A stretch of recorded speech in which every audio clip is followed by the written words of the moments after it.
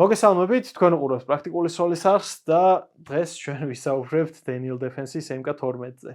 იმიტომ მეცინება, რომ ეს არის, ასე ვთქვათ, ზოგადად MK12 არის AR-15-ების ოჯახში ჩემთვის ყველაზე საყვარელი და სასურველი იარაღი და ამ შემთხვევაში Daniel Defense-ის MK12 ჩემი მეგობრების დამსახურებით ერთი წელია უკვე ჩემს მფლობელობაშია.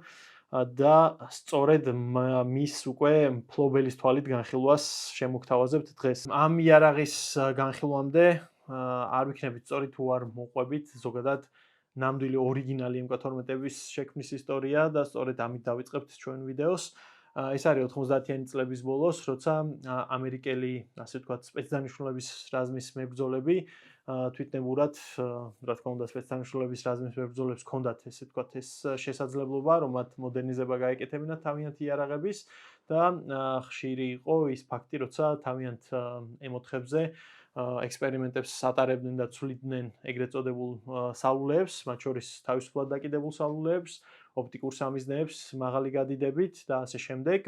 მსგავსი ტიპის იარაღები ცნობილი იყო როგორც Navy SEAL-ების Reese Rifle, ეს არის, ასე ვთქვათ, სადაზვერვო შაშხანის მოდელი, რომელიც ესეთ კონკრეტული ერთი გაწყობის იარაღს არ წარმოადგენს და ოპერატორის მიხედვით, ასე ვთქვათ, განსხვავდებოდა სხვადასხვა გაწყობის კუთხით. ამავე პერიოდში ხდება ზუსტად შემუშავება იმ ეგრეთ წოდებული SPR-ის, რაც თავისებრივ იშიფრება როგორც Special Purpose Receiver, ან თავდაპირველად ეს იარაღი უნდა ყოფილიყო, ასე ვთქვათ, როგორც ცალკე რისივერი, M4-ის update kit-ი, ხოლო შემდეგ უკვე გადაიქცა ცალკე დამოუკიდებელ შაშხანად და რას წარმოადგენდა ეს SPR-ი? ეს იყო სპეციალური დანიშნულების შაშხანა, ასე ვთქვათ, რომ გავშიფროთ და ამ შემთხვევაში საუბარი ჰქონდა შედარებით გრძელ ლულაზე და ლულის სიგრძე არჩეული იქნა 18 ინჩად, რადგანაც ამ პერიოდისთვის, ასე ვთქვათ, ამერიკის არმიას და საზღვაო ქვეითებიც იყენებდნენ სტანდარტულ 14 ნახევრიან და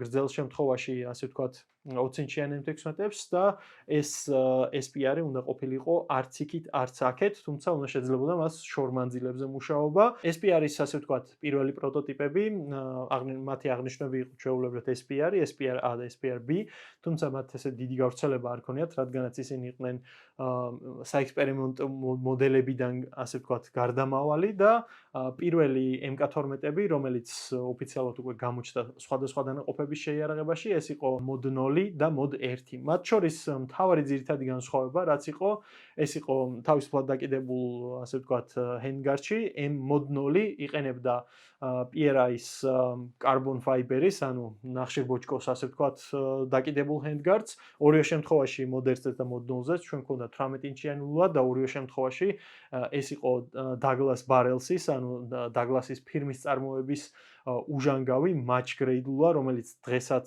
ასე ვთქვათ, იშოვებოდა საკმაოდ ძვირი ლუკმა არის იმ ხალხისთვის, ვისაც ანუ ზუსტი კლონის MK12-ის აწყობა სურს. გარდა ამისა, ნუ რა თქმა უნდა, სხვა ფირმებიც უშვებს, თუმცა ეს, ასე ვთქვათ, ცალკე საკითხია. განსაკუთრებულობა იყო, ასე ვთქვათ, ასევე MK12-ებში ლულის დაბოლოება, სადაც მასზე იყენა OPSINK-ის წარმოების მუხრუჭ კომპენსატორი და ის, ასე ვთქვათ, განსაკუთრებული დიზაინის იყო, მას დამატებული ჰქონდა ლულაზე დამატებითი, ასე ვთქვათ, სამაგრი, რაზეც ისევ OPSINK-ის წარმოების მოდელ 12 მაყუჩი ყენდებოდა. უნდა აღინიშნოს, რომ იმ დროისთვის ძალიან საინტერესო გადაწყვეტა იყო ეს ორწერტილიანი დამაგრება უზრუნველყოფდა იმას, რომ მაყუჩის დაყენების შემდეგ იარაღი არ იცვლიდა მოხვედრის წერტილს. დღეს ყველამ ვიცით, რომ მაყუჩის გარეშე და მაყუჩით მოხვედრის წერტილი იცვლება, ხოლო ეს, ასე ვთქვათ, ჩანართი სწორედ უზრუნველყოფდა მოხვედრის წერტილის არ შეცვლას. გარდა ამისა, თვითონ ეს მაყუჩი შედარებით ღრმად შედიოდა ლულაში და თვითონ ეს ალმქრობ კომპენსატორიც თავის მხრივ ასრულებდა წვის კამერის ფუნქციას. ასეთი ტიპის იარაღები აუცილებლად გათვლილი იყო ორფეხების გამოყენებაზე. ძირითად შემთხვევაში ორიგინალი MK12-ები დაკომპლექტებული იყო Harris-ის ორფეხებით. Harris-ის ორფეხი არის ერთ-ერთი ყველაზე გავრცელებული და დროში გამომდგარი ბაიპოდი. რაც შეეხება ოპტიკას, სპეციალურად SPR-ისთვის, ასე ვთქვათ, მაღალი ოპტიკის რინგები იქნა შემუშავებული იმისთვის, რომ კონდახიდან, ასე ვთქვათ, ოპტიკაზე მსროლეს კომფორტული ხედვა ქონოდა და თვითონ ოპტიკას ძირითად შემთხვევაში იყენებდნენ ლუპოდის სხვადასხვა სახეობის მოდელებს, უბრალოდ მოდელების ჩამოთვალა სამწუთას აზრი არ აქვს. იყო შემთხვევები, როცა Night Force-ს იყენებდნენ და ლულის შემთხვევაშიც იყო შემთხვევები თავდაპირველად, როცა Novesque-ს წარმოებულ ლულებს იყენებდნენ, თუმცა გავიდა შემდეგ, ასე ვთქვათ, საბოლოო ჯამში სტანდარტიზაცია მოხდა Douglas-ის ლულებზე.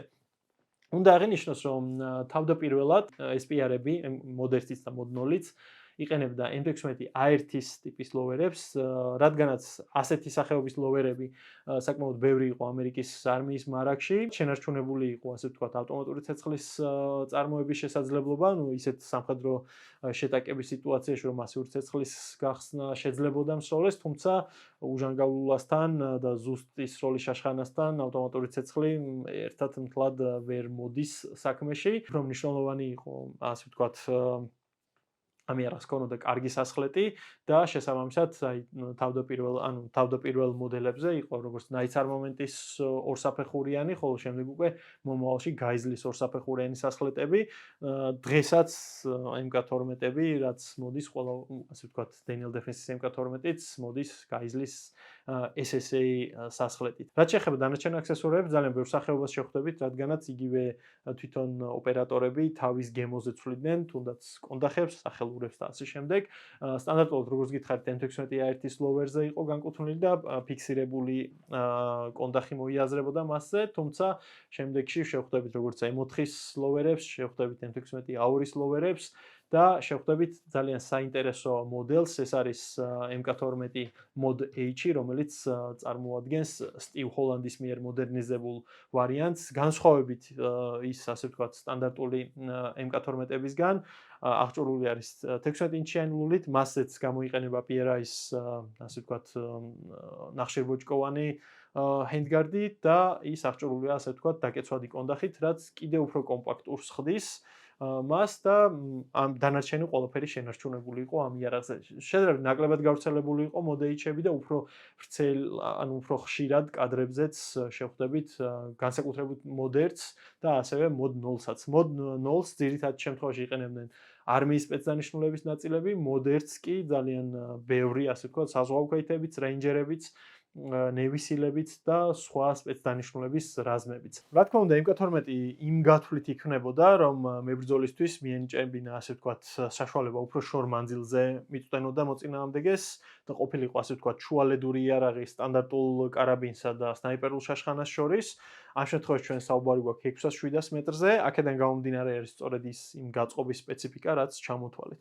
და რაც არ უნდა კარგი ლულა და კარგი სასხლეტი იყენოს იარაღს, თუ შესაბამის ვაზნას იქიდან არ ვიყენებთ, იმ შედეგს ვერ მივიღებთ, ასე ვთქვათ, მაქსიმალურ შედეგს ვერ მივიღებთ და სწორედ კონკრეტულ ვაზნაზე იყო გათვლილი ეს იარაღი და კონკრეტულ ვაზნაზე შეიქმნა ის.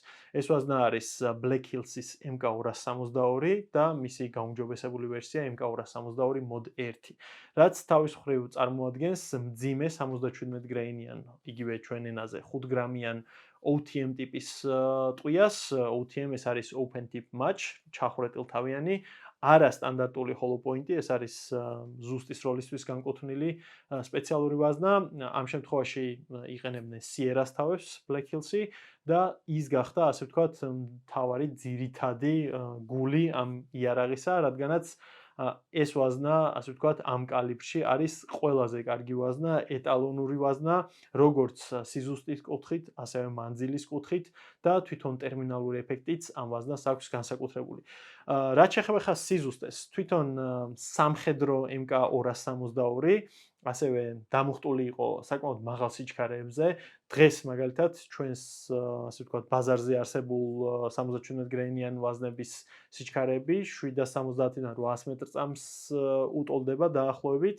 არ ვსაუბრობ რეილვადებზე, როცა შენ თვითონ შეგიძლია, ასე ვთქვათ, სიჩქარე მოუმატო, ხოლო MK262 ქარხნულად დამუხტული იყო დაახლოებით 840 მეტრწამზე, რაც 5 გრამიანი ტვისთვის საკმაოდ კარგი სიჩქარეა, ასევე მას ჰქონდა სპეციალური მინარევი დენჩი იმისთვის, რომ ნაკლები ალი გამოეცა და Mod 1 მოდიფიკაცია სპეციფიკაციაზე უკვე ტყვიაზე დამატებული იყო კანელურნა ეს სპეციალური დასერილი ნაწილი, რომელი ნაწილითაც მისი მასრასში ფიქსაცია ხდება. ეს საჭირო გახდა იმისთვის, რომ უფრო მყარი ყოფილიყო თავისა და მასრის ფიქსაცია და ნახევრად ავტომატური იარაღებში არის ხოლმე შემთხვევები, როცა ტყვია თავით, ასე ვთქვათ, იჯახება მიწოდების დროს ან lowers ან შესასვლელს და ამ დროს აუცილებელია მყარი ფიქსაცია იმისთვის, რომ ამ ტყვის შიგნით შევარდნა არ მოხდეს. რაც შეეხება ტერმინალურ ეფექტს, თავის მხრივ მძიმე ვაზნა, რა თქმა უნდა, ასე ვთქვათ, უფრო უკეთესად კლავს და გარდა ამისა, თვითონ ის თავის ჩახრეტილობა და კანელურნის არსებობაც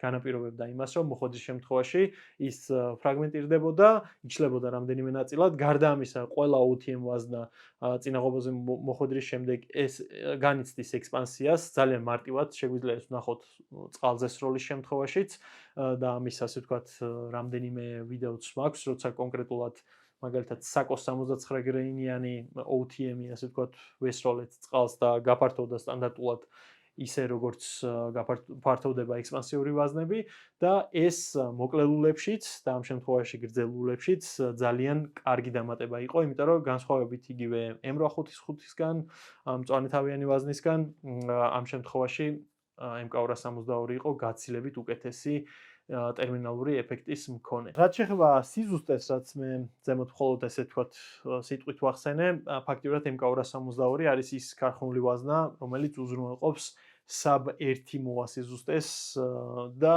ძალიან კარგი შედეგია ნახევრად ავტომატური იარაღისთვის. ყველაზე ახლო კლონი, რაც ჩვენ საქართველოში შეგვხვდებოდა, იყო ერთი პერიოდი, მაღაზია Apache-მ ჩამოიტანა Black Hills-ის 556-ები, 77 გრეინიანი OTM თავებით, რაც თავის მხრივ, ასე ვთქვათ, მათ შორის, ასე ვთქვათ, კანელურნით იმეორებდა MK262-ს, თუმცა ისინი დამოხტული არ არის იმ სიჩქარეებზე, რა სიჩქარეებზეც ორიგინალი MK262-ებია დამოხტული და არც ის სპეციალური დენთის მინარევი აქვს, რომელიც უზრუნველყოფს ალის შემცირებას. რაც შეეხება ორიგინალ MK262-ს, სრულიად შემთხვევით 2 ცალი ეს ვაზნა არის ჩემთან კოლექციაში და ნუ რა თქმა უნდა ეხა ორის გასროლას ჯგუფს ან რაღაც აზრი არ აქვს და არის სხვა სახეობის ვაზნები, ყველაზე გავრცელებული ერთი პერიოდი იყო Cellier Belos წითელი ყუთი, რომელიც საკმაოდ მაღალ სიჩქარეზე იყო დამოხტული, თუმცა ეს ვაზნები არის ამ შემთხვევაში კანელურნის გარეშე და დღეს რაც ყველაზე გავრცელებულია GGG-ს 77 გრეინიანი Sierra-ს თავებით, თუმცა რა თქმა უნდა ეს ასე ვთქვათ მიახლოვებულია, მაგრამ შორს არის Black Hills-ის MK262-ისგან, რომელიც უშუალოდ 556-45-ის სპეკზე არის, ასე ვთქვათ, დამოხტული და დამზადებული. ამ შემთხვევაში ჩვენ გვაქვს 223 Remington-ის სპეციფიკაცია და ამ ვაზნაზე მე ცალკე ვისაუბრებ, როცა უშუალოდ Daniel Defense-ის MK12-ზე გადავალ. საბოლოოდ MK12-მა 2017 წლამდე იმსახურა და შემდეგ უკვე მათი ჩანაცვლება, ასე ვთქვათ, მოხდა SCAR-17, M-10 და ასე შემდეგ, უფრო მაღალი კალიბრის თვითდატენვადი კარაბინებით. ორიგინალ SPR-ებსაც შეეხება, დღესაც ძალიან ბევრი, ასე ვთქვათ, clone correct ვერსიებს აწყობს, არის სპეციალური საიტები, სადაც ჩამონათვალი არის იმ ასე ვთქვათ, აქსესუარებისა, რაც მე ნაწილობრივ ჩამოთვალე და თუ ვინმე სადმე, ასე ვთქვათ, დააპირებს მომავალში, რომ ეს იარაღი აწყოს, არის შესაძლებლობა მისი ნაწილების ჩამოტანის, თუმცა მარტო ლულა რო აიღო, დაგლასის ლულა $500-600 ჯდება და სხვა დანარჩენი ნაწილებიც განპირობებული იქიდან, რომ ფაქტიურად ეს ისტორიულ და საკოლექციო იარაღს წარმოადგენს ნაწილობრივ, ამიტომაც შედარებით ძვირი ჯდება. არის ფირმები, რომელიც MK12-ებს დღესაც უშვებენ, ესეთი არის მაგალითად Centurion Arms-ი, რომელიც მეპატრონეც თავის დროზე ნევისილი იყო და თავის დროზე MK12-ს ატარებდა და ძალიან კმაყოფილი იყო ამ იარაღით საბრძოლო დავალებებზე და საქართველოში იყო რამდენიმეჯერ, როცა ერთ-ერთმა მაღაზიამ Apache-მ ჩამოიტანა BCM-ის Mod 0-ის, ასე ვთქვათ, ვერსია და დღესაც ინტერნეტში აქ-იქ შევხვდებით ერთ-ორს გასაყიდად, თუმცა ნუ მათი ფასი 10-12,000 ლარია, რაც საკმაოდ მაღალი ფასია და თუმცა იმ ხალხისთვის, ვისაც ეს ვთქვათ, ისტორიული იმ იარაღის მსგავსი კლონის ქონა უნდა, რა ვიცი, ნუ მე პირადად ისე მიყვარს ეს იარაღი, რომ არც დავფიქრდებოდი თანხის შეზღუდვა რომ არ იყოს. ახლა რაც შეეხება უშუალოდ Daniel Defense-ის MK12-ს, თითქმის 1 წელია ესე არ არის ჩემს მფლობელობაში 1200 სვაზდამდე მაქვს დაახლოებით დასროლი, მათ შორის ერთხელ უკვე პრეციზიული სროლის შეჯიბრზეც ვიყავი და ჭკუა ვისწავლე ბევრ რაღაცაში, ამაზეც მოგიყვებით.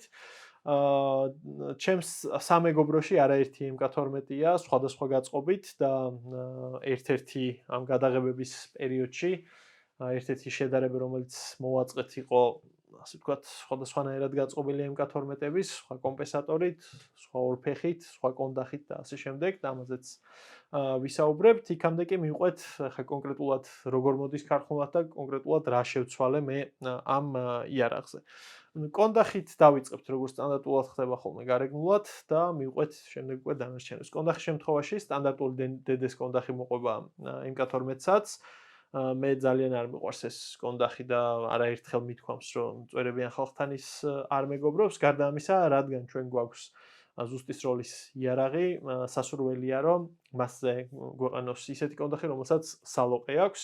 ამ შემთხვევაში ეს მაგპულის SLS-ი რაც არის გამოწეული სალოყით არის, კიდე შესაძლებელია B5-ის სოპ-მოდის გამოყენება, ასევე ჩემს მეგობრებს ფიქსირებული კონდახიც აქვს დაყენებული, რაც ზუსტი სროლის კუთხით კიდევ უფრო კარგი არის, თუმცა მეორეს მხრივ იმ უნივერსალურობას ართმევს, რაც თავის მხრივ ზომაში გაზრდა დაპატარავებას გულისხმობს და თავის დროზე თვითონ ორიგინალ MK12-ის ისტორიასაც რო გადავხედეთ, იყო სიტუაცია, როცა სტანდარტული ფიქსირებული კონდახები სხვადასხვა გარემოებებიდან სიტუაციიდან გამომდინარე ისევ ტელესკოპურ კონდახებზე შეიცვალა. თუმცა აი სუფთა ესე მიზანში სროლისთვის, რა თქმა უნდა, ფიქსირებული კონდახი არის უპირატესი. სახელურს რაც შეეხება DD-ს ყველა იარაღს მოყვება თვითონ DD-ს სახელურები და ესეც არაერთხელ მithქვამს, კიდევ ერთხელ გამეორდები. ამ შემთხვევაში რომ ეს სახელური კარგი არის პატარა ხელის მქონე მსროლელისთვის და შესაბამისად ჩემ შემთხვევაში BCM-ის gunfighter-ი აყენია, რომელსაც ყველაზე კარგად ვიყენებ, ასე ვთქვათ. უკანა მხარეს მოყვება endplate-ი, რომელსაც QD სამაგრი აქვს და ზოგადად Daniel Defense-ის გაწყობა ყოველთვის ითვალისწინებს ხოლმე ესეთი წვრილმანი რაღაცების ნაკლებობა მასში არ არის. რაც შეეხება მცველი სელექტორს, არის გრძელი ორმხრივი სელექტორი და განსხვავებით თუ სტანდარტულ კარაბინში ორმხრივი სელექტორი მე პირადად დიდად არ მიზიდავს და მithქვამს კიდევაც რომ ხელის შემშლელია, ამ შემთხვევაში, როცა დაწოლილი სროლის შემთხვევაში პირიქით ეს სელექტორი თითის საყრდენათაც გამოიყენება, როცა იმ ტექნიკით ისვრი, რადგანაც ცერათითი აქეთან მხარეს გაქვს გამოტანილი, იმისთვის რომ ხელი, ასე ვთქვათ, ნაკლებად დაიჭიმოს და უფრო სწორად დასხლიტოს ასხლეთს. ნუ ესენი წვრილმანებია, რა თქმა უნდა, თუმცა ასეთი წვრილმანებისგან შედგება საბოლოოდ მსროლელის კომფორტი. რაც შეეხება ახლა სასხლეთს. სასხლეტი სტანდარტულ DD MK12-ებს და ყველას წესით უნდა მოყვებოდეს გაიზლის SSA. იყო რამდენიმე შემთხვევა, როცა ზოგ-ზოგიერთ მაღაზიაში აღმოჩნდა, რომ მასზე ეს სასხლეტი არ ეყენა. არადა უნდა ეყენოს და ეს მომავალი მყიდველებისთვის გასათვალისწინებელი ფაქტორია. ნუ გაიზლის SSA წარმოადგენს თავის მხრივ ორსაფეხურიან სასხლეტს და ერთადერთი რაც შეიძლება ითქვას, ანუ შორმანძილებზე სროლის დროს ვისურვებდი ალბათ მის გაუმჯობესებულ ვარიანტს, SSA-E ვარიანტს, რომელიც ჩემს მეგობარს აქვს და აშკარად უფრო უპირატესი სასხლეტია და ასევე ცოტათი გამოცდილების დაგროვება ზუსტ სროლაში, მანახა ის რომ შორმანძილებზე ძალიან მოსახერხებელი არის ერთსაფეხურიანი სასხლეტები, როცა სტანდარტულ კარაბინებში მე ყოველთვის ორსაფეხურიანებს ვანიჭებ უპირატესობას. გაიზლი SSA-ის შემთხვევაში ის პრობლემა, რომ პირველი საფეხურის მოზიდვის, ასე ვთქვათ, სიხისტე ნაკლებია და ამ შემთხვევაში ეს სასხლეტი ითვლება ძალიან კარგ დამატებად. თუმცა სტოკად ეს მოყვება და ამ შემთხვევაში არაფერი არ შემისვლია და დარჩა ესე. გადასატანის სახელური არის სტანდარტული Daniel Defense-ის ორმხრივი გადასატანის სახელური, საკეტიც და ყველაფერის დამზადებულია ისევე როგორც სხვა Daniel Defense-ის კარაბინებში და საკმაოდ მაღალი ხარისხით.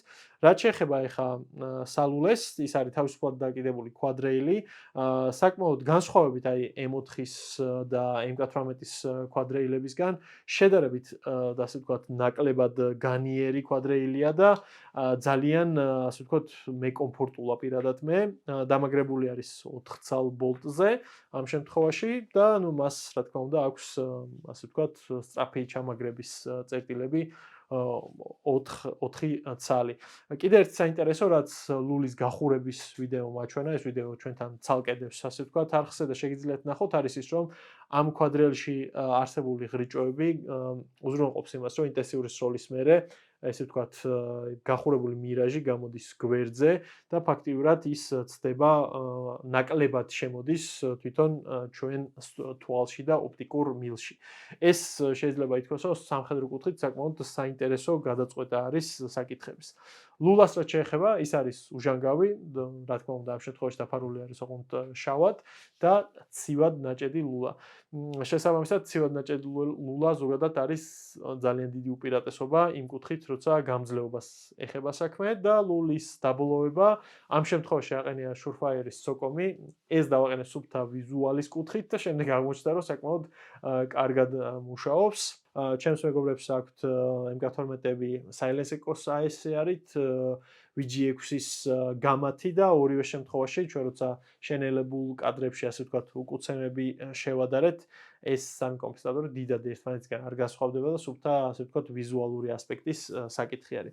თავდაპირველად ორ ფეხს რაც შეეხება მეყენა Harris-ის ორ ფეხი, გრძელფეხიანი, ასე ვთქვათ 9-დან 13 ინჩამდე, თუმცა ისევ და ისევ რიგი საკითხებიდან გამომდინარე, ახლა უკვე შევცვალე Warnes ბაიპოდზე, რომელსაც ცოტა უფრო მეტი დამატებითი ფუნქცია აქვს და ერთ-ერთი ძალიან კარგი რაც არის, პიკატინის ნაკლებ ადგილს იკავებს წინა მხარეს. ამ შემთხვევაში ეს არ არის სწრაფად მოხსნადი მოდელი, თუმცა მას, ანუ ასე ვთქვათ, წესით პირველი შთაბეჭდილება, რაც ამ ორ ფეხმა დატოვა, არის საკმაოდ კარგი.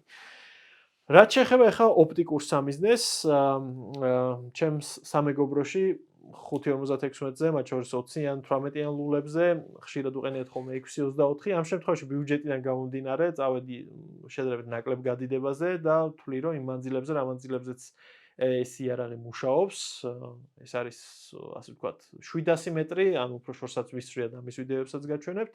3.15 Venom-ი არის ბიუჯეტში ალბათ ერთ-ერთი ყველაზე კარგი ვარიანტი რიგი მიზეზების გამო. მას აქვს 34-იანი მილი, ღირს დაახლოებით 1500 ლარის ფარგლებში. 34-იანი მილი უზრუნველყოფს იმას, რომ ასე ვთქვათ, განათების კუთხით აკომპენსირებს ლინზების ხარისხს. ბადე აქვს თავისი ემრადებში ამ შემთხვევაში და ეგრეთ წოდებული ნაძვისხია, ანუ ყველანაირი გვერდითა შესწორებები და ვარდნები გვაქვს. 15 ზომის საკმარისია მთლიანი დი მანძილებისთვის, რა მანძილებზეც სამი არას ვიყენებ. ამ შემთხვევაში Warnes არა სწრაფსამაგრზე არის დაყენებული და ეს არის ასე ვთქვათ ბოლო ვარიანტი, აქამდე მეყენა 1.6-იც, ACOG-იც 1.6 და ასე შემდეგ და საბოლოო გაჩერება არის ასე ვთქვათ ეს ვარიანტი. თავდაპირველად ორიგინალი MK12-ის გავლენით ასე ვთქვათ რინგებზე მეყენა თვითონ ოპტიკა, თუმცა რეალურად დისკომფორტი არის მსროლელისთვის, იმიტომ რომ სიმაღლე არის დაბალი და საბოლოო ჯამში მაინც ეგრეთ წოდებული ეს კანტილევერი დავაყენე, რომელიც ამ შემთხვევაში სიმაღლეს აძლევს ოპტიკას და დამიზნების შემთხვევაშიც უკვე კომფორტულად ზის. ღვედი ამ შემთხვევაში გვაქვს Blue Force-ის რეგულირებადი ორწერტილიანი ღვედი სწრაფსამაგრებზე და ნუ როგორც გითხარით, ეს ყველაფერი არის წვრილმანები. თავარი და ყველაზე მნიშვნელოვანი ეს არის ვარჯიში და ამ იარაღის პოტენციალის ათვისება, რაც პრინციპში რაღაც პერიოდია უკვე ამ 77-იანი GGG-ებით ვცდილობ ზუსტის როლის ანიბანის სწავლას. რაც შეეხება მანძილებს, რავი, ეს იარაღი აი ლაზერის იარაღივით არის, რადგანაც 300 მეტრზე 10 სანტიმეტრიან გონგზე თავისუფლად შეგიძლია იმუშაო. ეს არის 300 მეტრიანი გონგები. ეგრეთ წოდებული გნიდა 6 ინჩიანი მასშტაბისთვის და 4 ინჩიანი. თითქოს ოდნავ დაბლა იყო და ნახოთ ახლა ზუსტად დაუმიზნებ.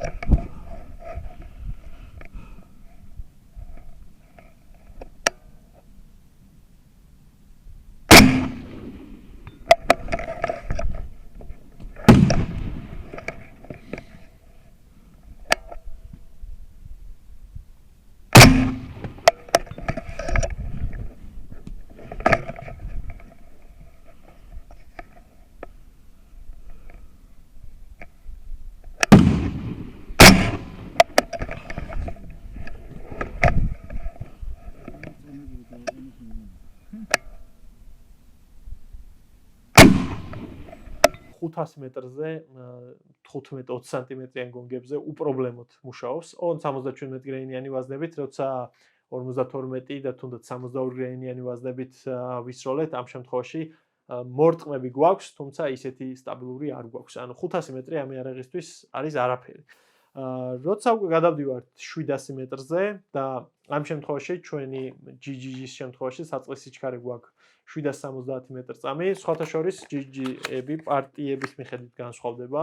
პარტიის ნომერი მას აწერია ესე 5-ის დასაწყისში და პარტია რომელიც 200-ით იწყება, მისი საწყის სიჩქარე 770 მეტრწამია 18-იანი ლულიდან, ხოლო პარტიის ნომერი რომელიც 80-ით იწყება, მისი საწყის სიჩქარე არის 800 მეტრწამი და რეალურად ეს გაკვეთილი მივიღე იქიდან, როდესაც ასე ვთქვათ 50 მეტრზე ზეროები გადავამოწმე, მათ შორის არც შეჯგუფულობა და არც გადახრა არ ჩანდა, თუმცა ბოლო გადაღების დროს მომიწია 700 მეტრზე ნარევი პარტიის სროლა და ძალიან კარგად ჩანს, რომ ერთი ვაზნა ქვემოთ ხდება, ერთი ნაწილი ვაზნებისა ზემოთ ხდება, რაც სავარაუდოდ განპირობებულია მათი სიჩქარეების სხვაობით. ამ შემთხვევაში ქარს არ ქონდა თანადგილი და შესაბამისად დიდი ალბათობით იყო სწორედ ეს.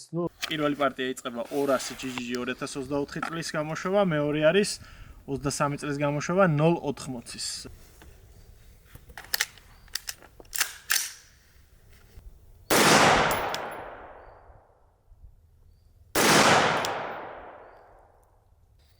საშუალო არის 765 მეტრწამი და გაბნევა რომ ნახოთ 15 მეტრწამი არის extreme spread-ი. მეორე პარტია 080.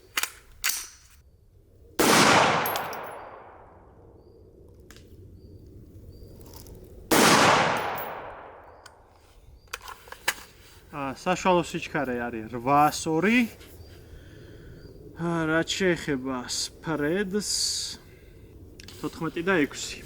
ეს ორი პარტია 50 მეტრზე 10 ვაზნიანი ჯგუფი.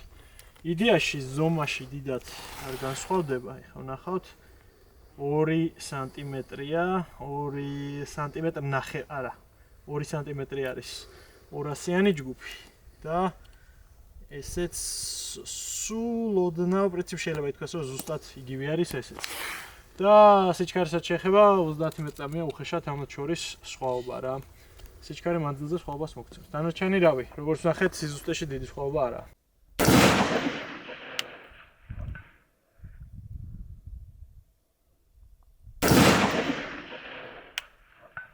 ოკეი. ეხლა გადავალ 700-ზე.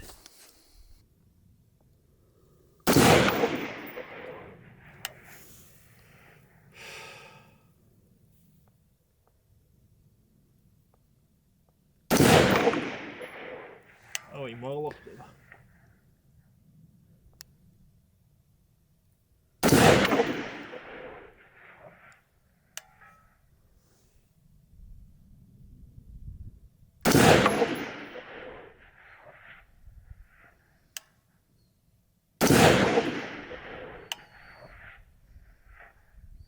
ვერ ხედავ საერთოდ.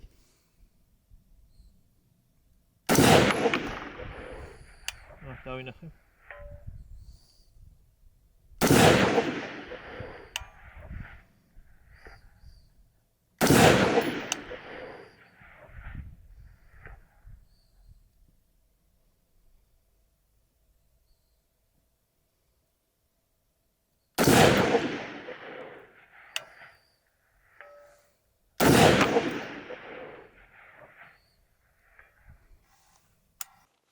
მეტრიდან ეს ტყვია ამ საწყის სიჩქარეზე იწყებს ასე ვთქვათ ტრანსონიკში გადასვლას და შესაბამისად 800 და 900 მეტრი არის უკვე ქარის შემთხვევაში აი ძალიან ესე ვთქვათ ლატარია.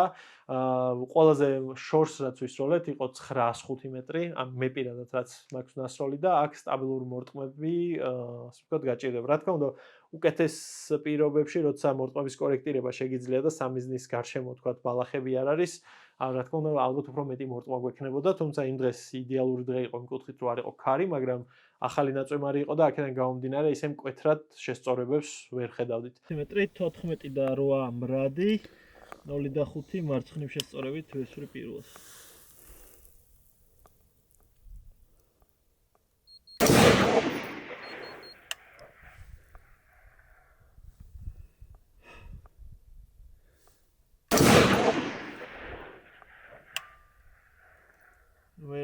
7 საათზე ძირში. 7 საათზეა? ოკეი, აუწევ ცოტათი.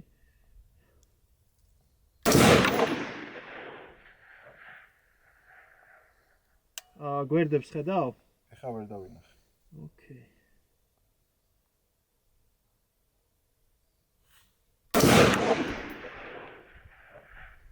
მოხდა. ოკეი. თავში მოხდა. თავში მოხდა. წვეთში, ხო. კარგი. მოხდა.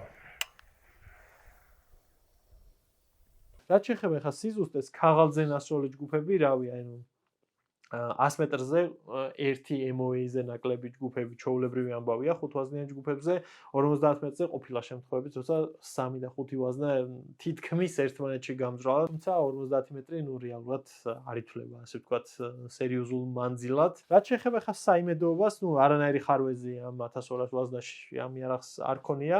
თავდაპირველად იყო ერთი პერიოდი დაახლოებით ალბათ ერთი 100 ვაზნა ვისროლე ბოსნიური M855-ები იგმანის და ამ ვაზნაზე ის არ მუშაობს. ზოგადად მე მგონი არც ერთი დიდი არ მუშაობს. IK-03-ზე არის, ეს არის 2003 წლის პარტია, მწვანეთავიანის. თითქმის არც ერთი Daniel Defense-ის კარაბინი არ მუშაობს ამ ვაზნებზე საიმედოდ. დანარჩენი არანაირი პრობლემა არ ქონია და ერთი სიამოვნება ამ იარაღიდან სრულად. თან იგივე თქვათ, ეხა პირველი ჩემი გამოცდილება შეჯიბრზე იყო პრეციზიული სროლის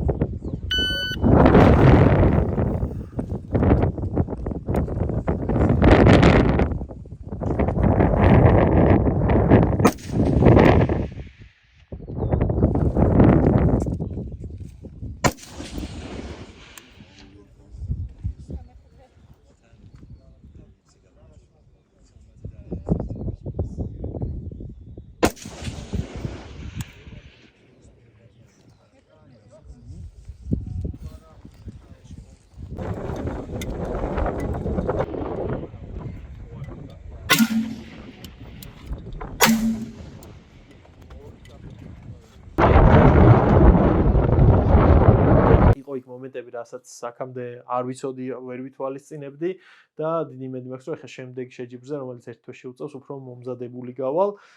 საკმაოდ ცუდი შედეგები დავდე და ისევ და ისევ ძალიან ნათელი მაჩვენებელი იყო სროლის გამოცდილება, როცა საპრიზო ადგილი მოიპოვა 1-6 გადიდების მქონე Daniel Defense-ის V7-ით, ჩვენი მეგობარი არის ერთ-ერთი მსროლელი, რაც ძალიან კარგად აჩვენებს, რომ რაც ანუ ზუმი და სასხლე და ყველაფერი გეყენოს, საბოლოო ჯამში გამოცდილება ძალიან ბევრ ამას აკომპენსირებს. იქამდე ვარჯიშის პერიოდში, რაც ნახე 700 მეტრიც, 900 მეტრიც, 500 მეტრი ფეხზე მდგომელი ბარიკადიდან ბალიშის გამოყენებით ძალიან მარტივი ამბავია, ხოლო მანძილებზე, როცა უკვე ტყვია იწყებს ტრანსონიკიდან საბსონიკში გადასვლას, ამ მანძილებზე ჭირს. რა თქმა უნდა, ალბათ არის საქართველოში ჩვეულებრივ ხალხი, ვისაც 5.56 მეტრები შეიძლება MK12-ითაც კილომეტრზე უსვიათ და მოურტყავთ, თუმცა ამ შემთხვევაში ჩვენ ვისაუბრობთ სტაბილურ მორტყმაზე და ნუ ქარიან ამინჩი ზოგადად 5.56 სერიოზული ასე ვთქვათ განსაცდელი არის 5.56-ისთვის. ერთ-ერთი გადაღების დროს, როცა ჩვენ უდაბნო სასროლეთზე ვიყავით 800 მეტრზე ვესროდით 30 ტიპის სამიზნეს და სადღაც 2 ემრადი იყო შესწორება ქარზე, იმ ხელაზე გადიოდა ტყვია, ამას მე ვიდეოებში და კადრებშიც ნახავთ. მაშინ კონკრეტულად ჩემი იარაღიდან ვისროდი 62 გრეინიანი SS-109-ს და ნუ ბევრი ვაზნის სროლის და გაკორექტირების შემდეგ რამდენიმე ზედმიწევნით მორტყმა ჰქონდა. თუმცა უნდა ითქვას, რომ 30-33 800 მეტრზე საკმაოდ გამომწვევი ამბავი იყო და 77-იანებისთვის ეს მოხვედრები უფრო სტაბილურია, რაც ჩემ მეგობრის ნასროლმა, ასე ვთქვათ, აჩვენა და ამ კადრებსაც თქვენ ნახავთ. ეს არის რამდენზეა? 30-30. ბატონო. და უნდა ვისროლოთ. ეგე იქიდან. მარჯვნივ.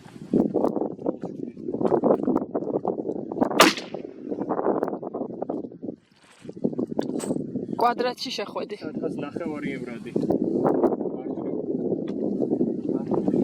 კი.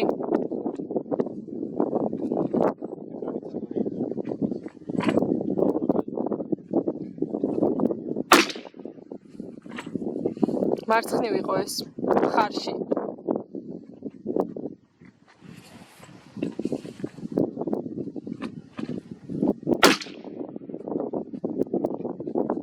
ვერ დავინახე.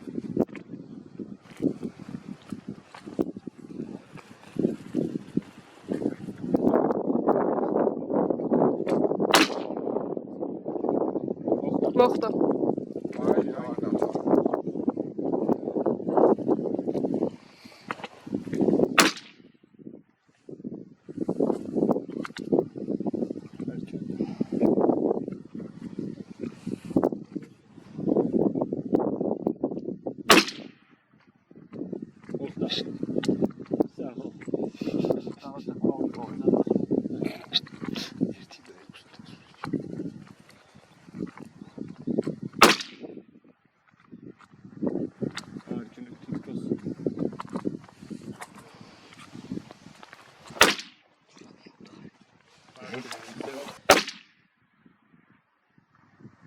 ეხლა იყო მარცხნივ გონგსა და სექტემბერს შორის. თავთან. მოხდა.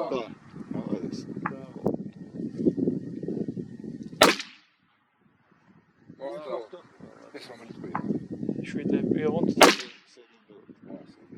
მარცხნივ იყო ისე ზევით ახლა. არა, არ ჩამქრალა. მოხდა. არ ჩამქრალა ლუკა. იო, იქა შევოს. ესეც იგვიადგილას იყო. მარცხნივ მხარეს. ეგ მარცხნივ ქვევით იყო.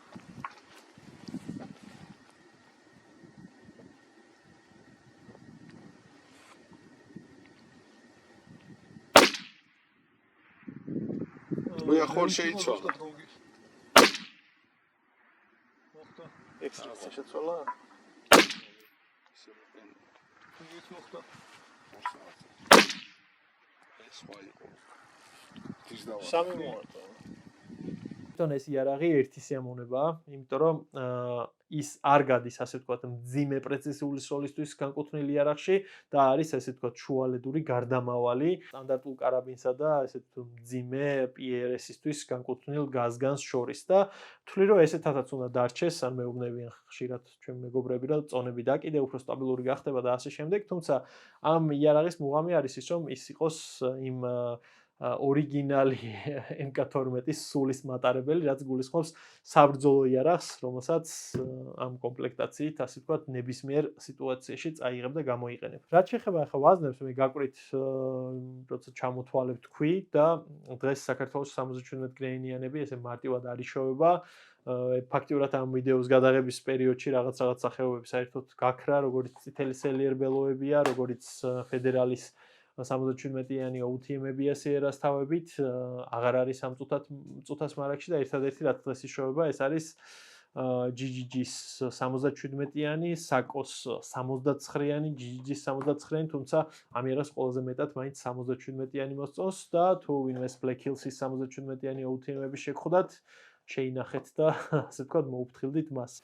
რა თქმა უნდა, ხშირად არის ხოლმე, რომ საკუთარი იარაღებზე განსაკუთრებით ხოტბა და ქებადიდება არის, ისე გამოვიდა, რომ ამ ბოლო პერიოდში Daniel Defense-ის შაშანების ბევრი რევიუს გადაღება მოგვიწია, მათ შორის დაკვეთით სხვა მაღაზიებისთვის და ასევე ჩვენ არხზეც, თუმცა ძირითადი ინფორმაცია რაც მოგაწოდეთ არის ობიექტური და მე არ მინახავს ჯერ MK12-ის მფლობელი, რომელიც იყო უკმაყოფილო ამ იარაღით, იმიტომ რომ მართლა მაღალი ხარისხის იარაღია, მიუხედავად იმისა, რომ ფასით იკბინება, თუმცა 5.56-იანი, ასე ვთქვათ, ლაზერგანია შეიძლება ითქვას და ძალიან სასიამოვნო სასროლია, ძალიან კარგი სიზუსტე აქვს, ასევე თუ გავითვალისწინებთ მის ლუას საკმაოდ დიდხანს უნდა იცხოვროს წესით, მაგალითად ჩემი თეთრი White Oak Armament-ის სკელი ლულა დაახლოებით 10,000-ის ფარგლებში აქვს მას ნასროლი და უკვე გაღმა გადის და ძალიან საინტერესოა მომავალში ეს რამდენზე და როგორ იმუშავებს.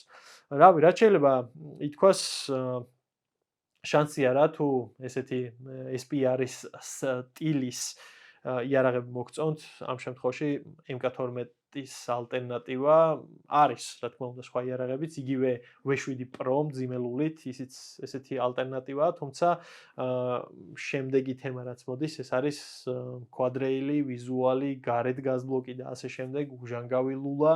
თუმცა როცა პრაქტიკულად შევადარეთ უჟანგავი და ქრომირებული ლულა ერთ და იგივე სიზუსტ ტესტებს, Daniel Defense-ის შემთხვევაში ოღონდ, რადგანაც მათი ლულები მართლა ძალიან ზუსტები არის. ნუ საბოლოო ჯამში პრინციპში ყველაფერი ვთქვი, რაც კონკრეტულად ამ იარაღთან დაკავშირებით მინდოდა მეთქვა და მომავალში წესით მოვასწრებთ კიდე ერთი საინტერესო იარაღის განხილვას, რომელიც ისევ და ისევ ნევისილებთან, MK12-ებთან თავისი ისტორიით ძალიან ახლოს არის. ახლახანს გავხდი აი ამ ძალიან მაგარი ისტორიული იარაღის, ასე ვთქვათ, მფლობელი. ეს არის Zigis P226 97 წლის გამოშვება და მასზე მის განხილვასაც აუცილებლად მოგაძვრით.